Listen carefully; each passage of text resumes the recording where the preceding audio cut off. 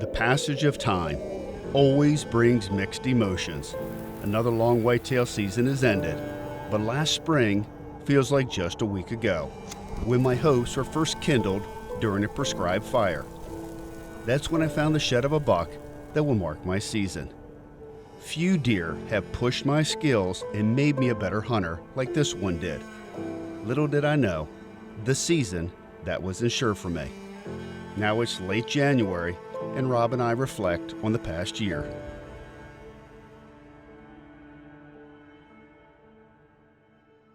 I think one of the most challenging aspects of managing wildlife, especially whitetails, is age. Trying to get a deer to 5.5 is monumental. Full maturity, in my opinion, for whitetails, 7.5. There's so many factors working against you. Neighbors, disease, cars. But just think of the stress that we go through. I mean, obviously they go through a lot of stress, right? They have to survive every day. You know, dodge all of these environmental issues. But my gosh, the stress we go through for 7 years as well. We've had a full season, and we're blessed to share many hunts with close friends and family. From early season with Sienna and her friend Maddie, the rut with friends like Jamie and his big 8-pointer, to late season with Sydney, Savannah, and my neighbor Ernie. Every deer was targeted for the health of the herd, and the herd looks healthy. But as we look back at this past season, there's one special deer that has us still talking. One deer that caught us by surprise. We knew at 3 he was special. Not too many deer have big, deep forks at 3 years old. Right. I mean, we filmed him. He showed up late season, core of the property, which is the right age. At 3, you can recognize potential, typically. 4 for sure. But he was special at 3. We knew it, named him. This is a Mule Deer Buck 4 years ago, and we couldn't wait to see what he would turn into. But after that, he pretty much vanished. He became our timber ghost. Reconnaissance cameras confirmed he was still around and living on the property for the whole 3 years. Hundreds of hours in the stands, deer hunting, shed hunting, mushroom hunting. No one ever had laid eyes on him.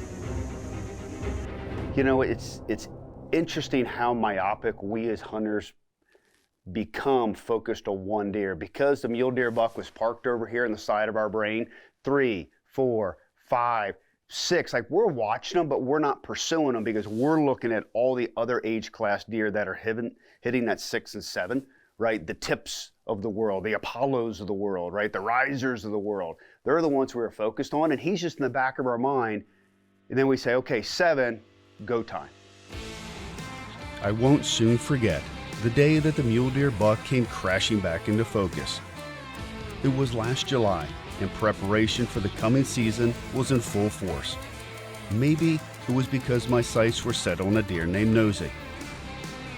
Or maybe it was because I've only seen pictures of the Mule Deer Buck during the rut. But for whatever reason, I was not expecting to stumble across reconnaissance footage that got me so instantly excited. One look at the Mule Deer Buck in velvet, and I knew I had my season cut out for me. Little did I know how much work this deer would require of me.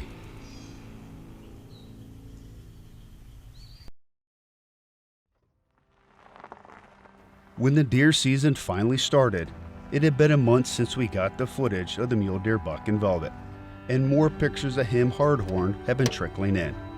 Even though we spent the last 3 years virtually invisible, the Mule Deer Buck was showing up more consistently than ever. I naturally assumed his core area was smaller now that he was older, and that his time was at hand. I hoped we could make quick work of my first tag.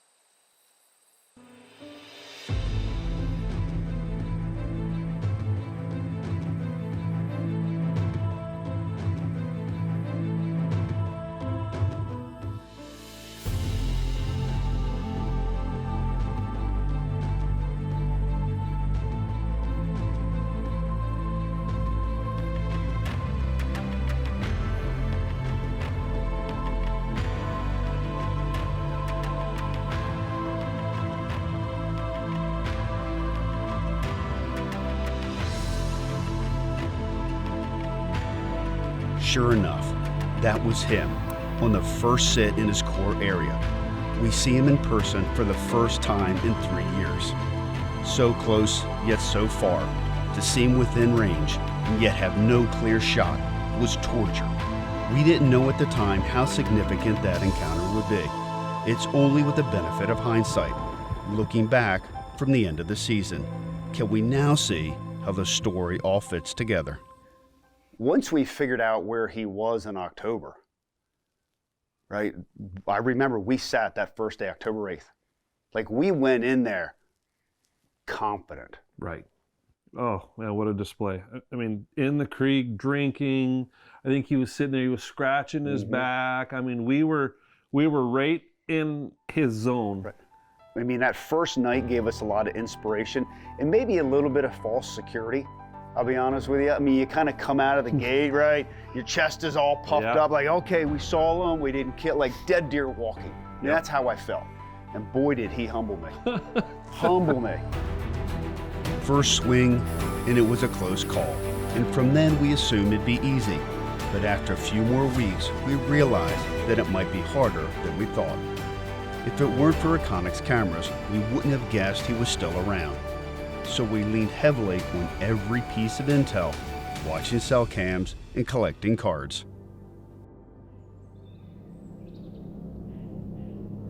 Finally, signs of the rut begin to breathe new hope into our pursuits.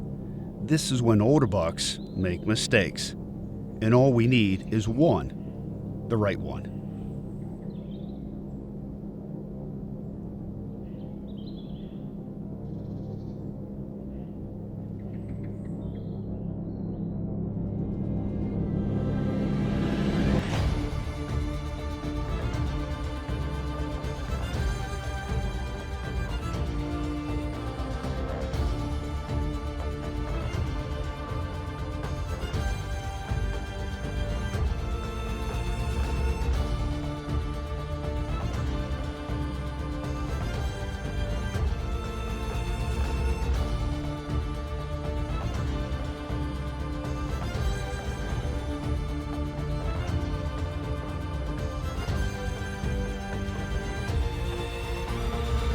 That was a great encounter with a mature buck, but it wasn't the one we were after.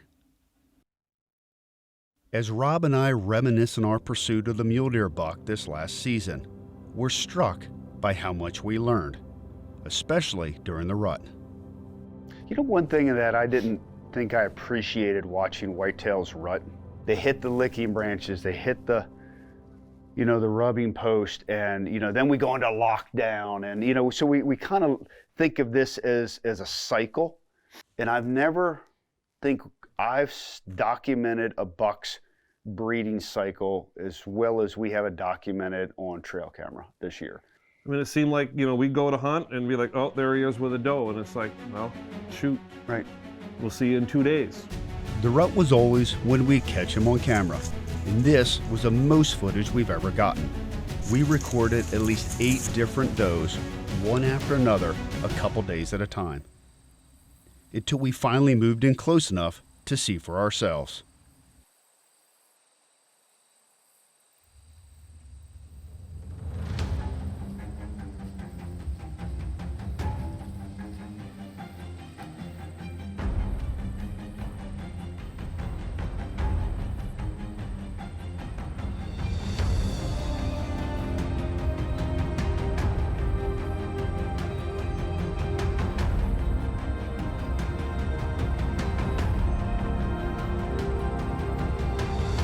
Our second time ever seeing the mule deer buck in person, and it ended like most rut encounters.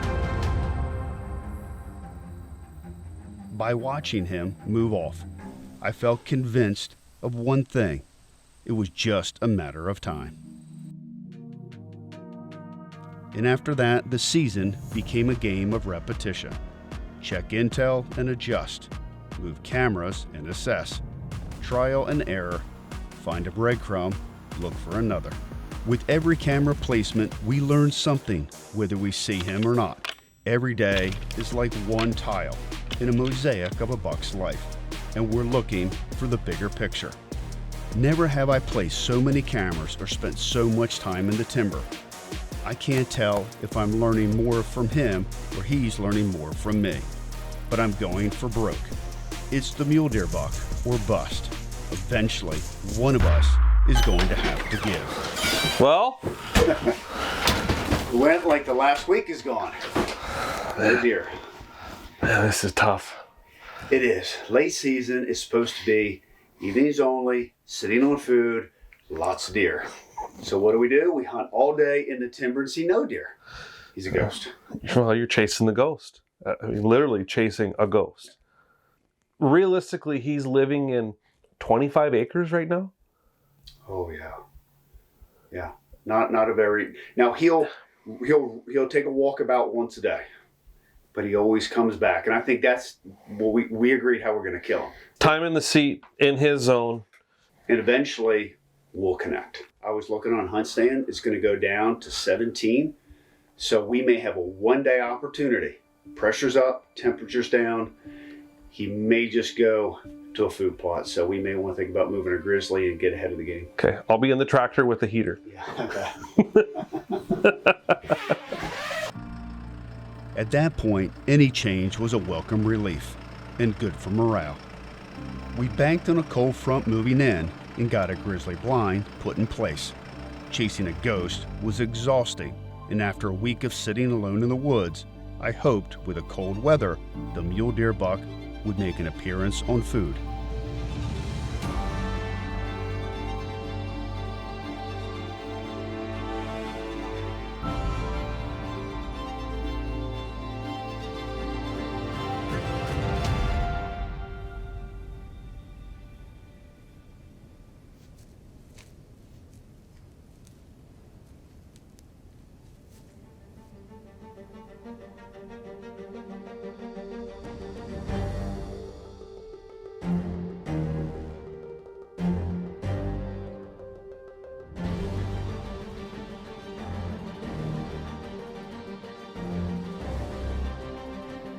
It's great to see some action, but still no sign of the mule deer buck.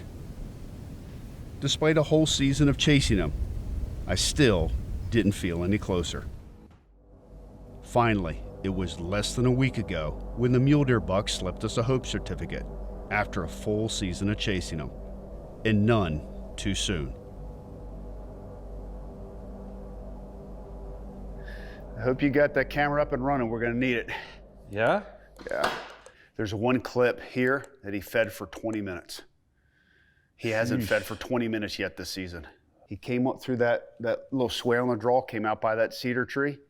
He fed for 20 minutes, went right back in the way he did. So I think if we put a cell camera up there. Get in there with one of these, and then we don't have to go check it anymore. What we need to do is look at the date on this and go back and see which wind direction, because I'm not for certain that he's only hitting this plot when he knows it's a south wind, because that south wind blows in that draw, he can come right up into it.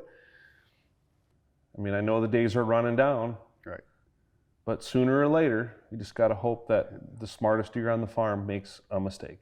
Yeah, well, he's made us a better hunter, that's for sure. For sure. Swap. Take that. Yep. I'll take this. That needs some new batteries. Okay. I'll be back. The moment we've been waiting for finally comes, in just a few days before the season ends. If ever there was a hope, riding on a Hail Mary, this was it. I had to keep my excitement in check when last week he showed up in daylight feeding, only to chase more does by the time I got to the stand. But all I can do is try and hope for the best. At this point, there's nothing to lose.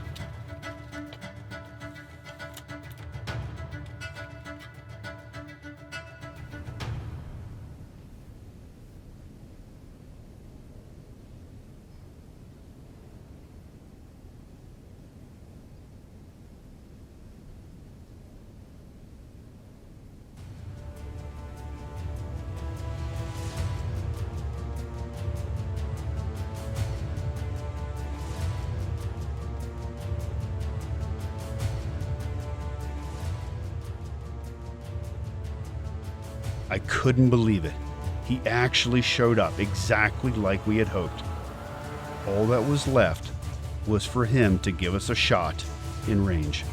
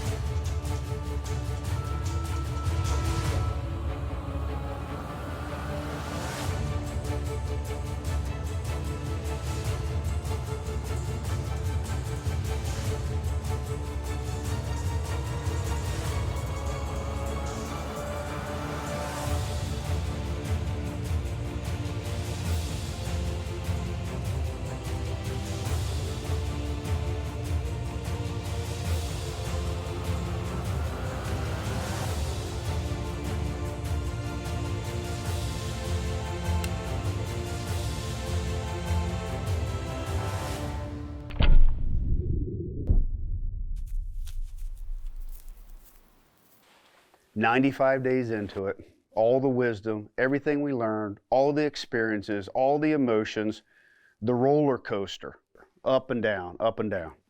And now to finally put your hands on them, I mean, that's just all-inspiring. Takes your breath away. Crazy. Finally it came, the end of a chapter that took 5 years to write. Since he was 3, I've been waiting to see what he'd become. Never did I imagine the chase that would end at 7.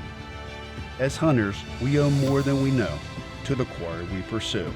In so many ways, they were a reflection of our efforts and the skills we've crafted. For in their strength and majesty, we hope to find a measure of our own merit. While every chase should increase our competence, this deer has taught me a lifetime's worth of lessons. He's made me a better hunter, and for that, I will be forever thankful.